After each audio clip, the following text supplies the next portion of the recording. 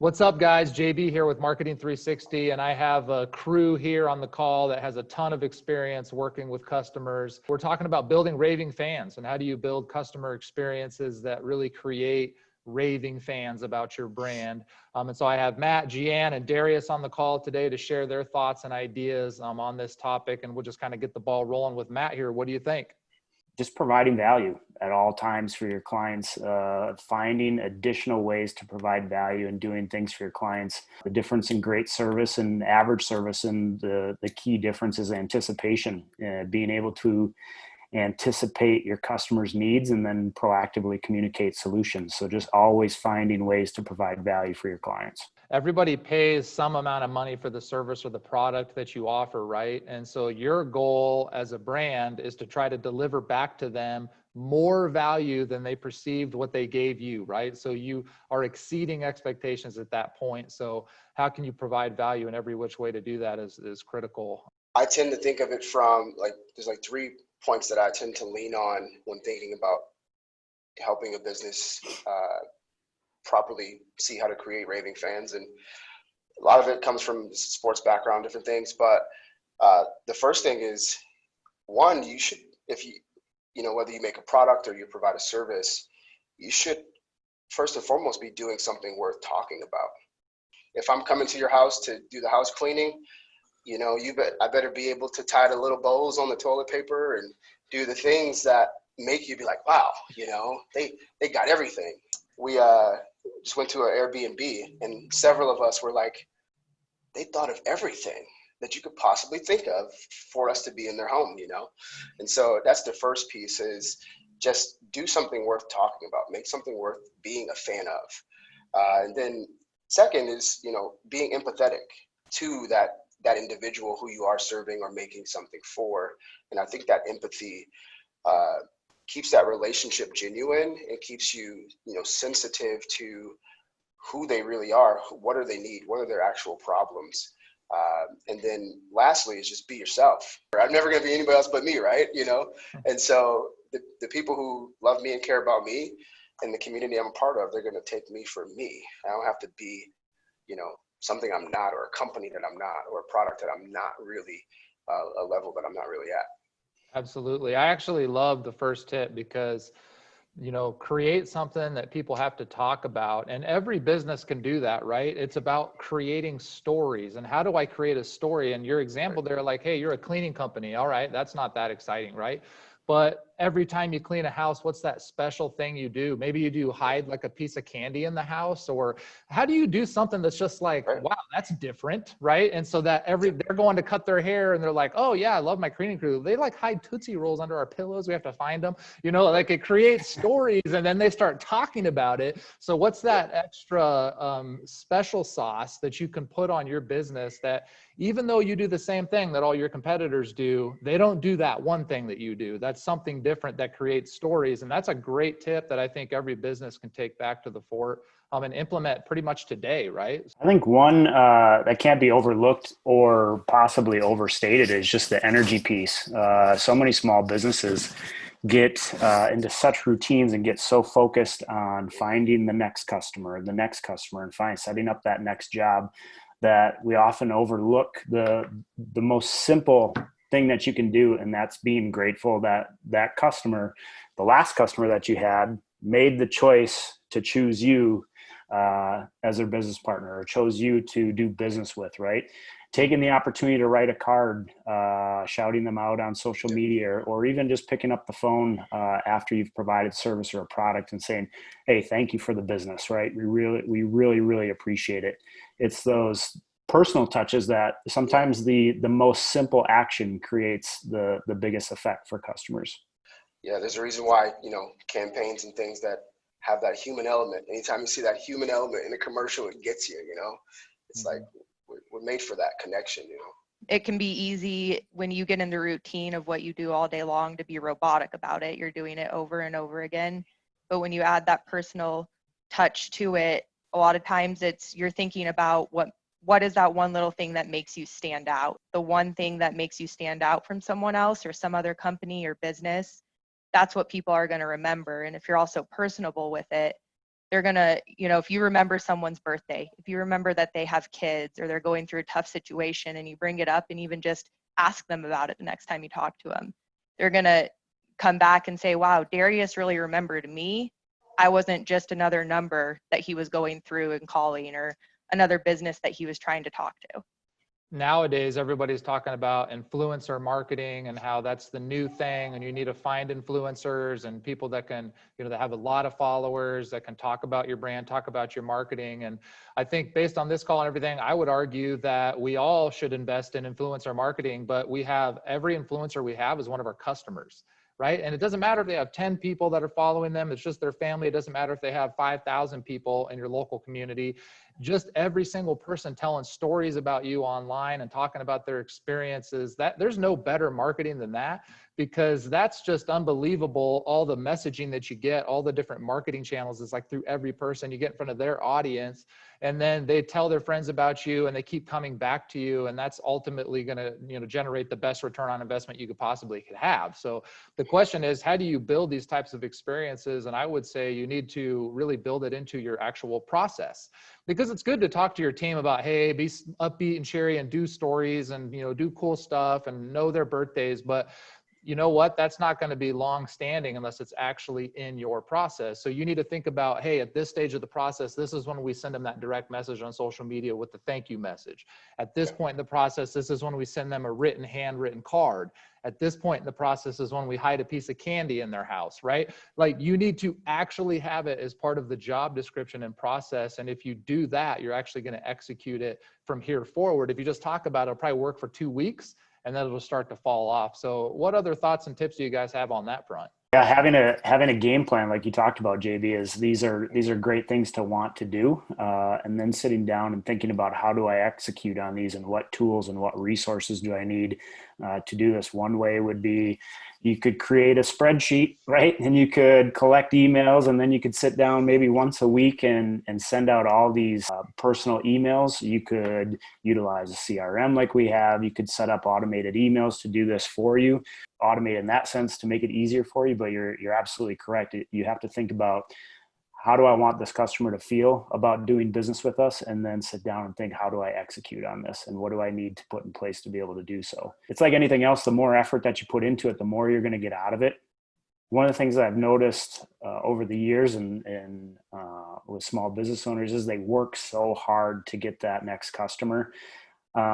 But man, it's a lot easier to keep a customer than it is to go out and find the next one. And so if you take some appreciation and inventory on how much work and effort you put into getting your name out there and making yourself available for that person to choose you, and then all of the trust that customer put into choosing you, and then you went out and worked your butt off to provide great service for this customer, then when you ask them, why did you do that? Well, I did it because I want this customer to refer me to other people. And then think about, if that's the objective, then once you do that, give your customers the biggest platform they can to talk about that experience. So then doing things like, being active on managing your reviews and asking customers for reviews. I think it's like 95% of customers are willing to give you a review if you just ask for it. Right. And when customers have a great experience and you work hard for that, just ask them for that. They're willing to do that for you. And then give your customers the biggest platform they can to tell everybody how great the service was. Yep. There's a quote, Chip Bell. I've got it on my desk, and it's, loyal customers, they don't just come back. They don't simply recommend you. They insist that their friends do business with you. And I love that. And it's just a way to keep in mind, like, I want to do everything that I can to provide value and just blow your socks off with excellent service, because I want you to go out and make it your mission to tell people about us. That's what we've been talking about, right? And it's creating those stories, so that, it's like, if you see a really good movie, you're always telling all your friends, like, have you seen, you got to go see that movie, Yeah. And if you could do that with every business, right? Think of the power of that. So if you create those stories, that it creates opportunities for people to talk about your brand. So how are you able to do that? And I just really think building it into your process is so critical. I have just a quick story. I had a landscaper at one point do landscaping for my home. They did a great job, but they did a really smart thing in the beginning that I ended up discovering later in the process. But they had the first part of their process supposed to take 2 weeks. So I was fine with 2 weeks. I didn't have a problem with it. They sold me on 2 weeks. It was a non-issue for them to do the first part of the process, and they finished it in under a week. So I was like, wow, that's awesome. And come to find out later, their process is always to finish it in under a week, but they always set the expectation it'll take 2. So that was already built into their process just to immediately make you feel like you made the right choice going with them. And that's just one small tip that you could maybe integrate into your business. Even that story is still a testimony to the fact of how can we make them feel what we want them to feel, you know? It's like we want them to know we're here to over deliver, you know? And so I'm going to put you right in that mindset from the jump, you know, whether you know it or not. And you can do the same with a product, you know. 3-day shipping, but you actually pay whatever you get to get into 1 day, you know? Yeah, absolutely. It's a great tip. Sometimes you could just ask, hey, you know what can I do to exceed your expectations? And just pause, right? What do they have to That's a say? great point. And then just be like, done, right? Right. No matter what they say, you know what I'm saying? Like if you could just think about those special moments, the moments that you can create. Because think about fans of a sports team.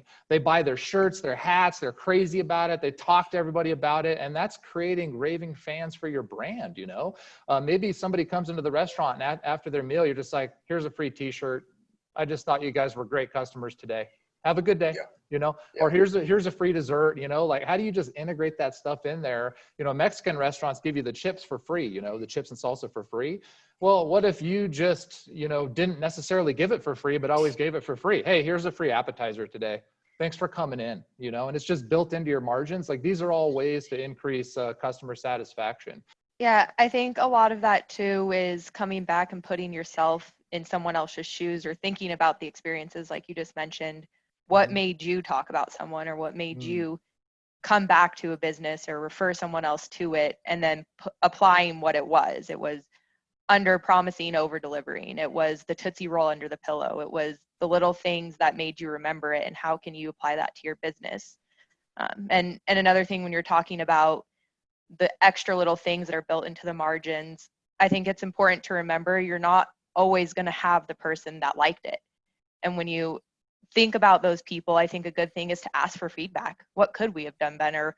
What would have made a difference to make you come back the next time? And getting the feedback, good or bad, and being accepting of it, and then taking it and building that into your process for next time. So the next time someone else doesn't have the same experience, or maybe you do want them to have the same experience. I have one client that I've worked with that keeps a folder in their email inbox, and anytime that they deal with a business or a service that just blows them away or makes them feel special, they note it and keep a record of all of these businesses that they've dealt with, whether it's staying at a hotel or a restaurant or buying a product or anything like that. Anything special that business did for them, they document what they did and how they felt, and then they immediately go into how can we implement that for our business. And they're a service-based business, and so they're constantly trying to go through and do the simple things that other businesses are doing. There's a lot of great small businesses out there that are doing a lot of great things. When people do great things for you, take note of it, see how you can implement it for your own business.